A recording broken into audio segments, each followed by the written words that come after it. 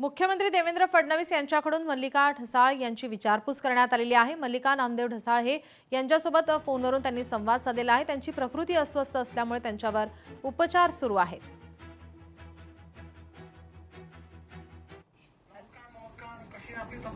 काही ठीक नाहीये हो।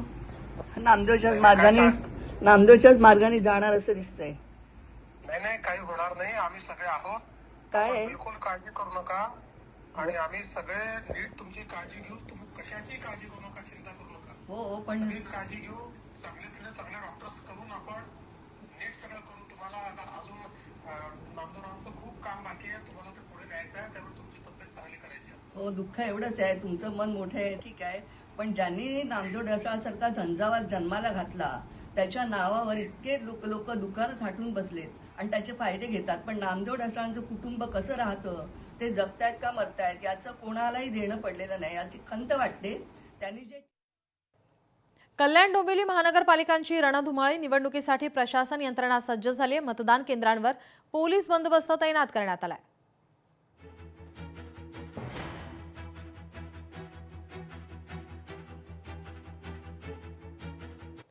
फेक व्हिडिओ बनवून उमेदवारांची बदनामी सुरू झालेली आहे। ठाकरे सेनेचे उमेदवार राजेंद्र पाखरेंनी आता तक्रार दाखल केली आहे। राजेंद्र पाखरे मुंबई प्रभाग क्रमांक 160 मधील उमेदवार आहेत।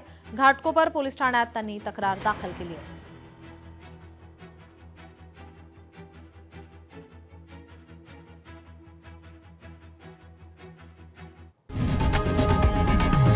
लोकशाही मराठी ऐका, पहा, जागरूक रहा।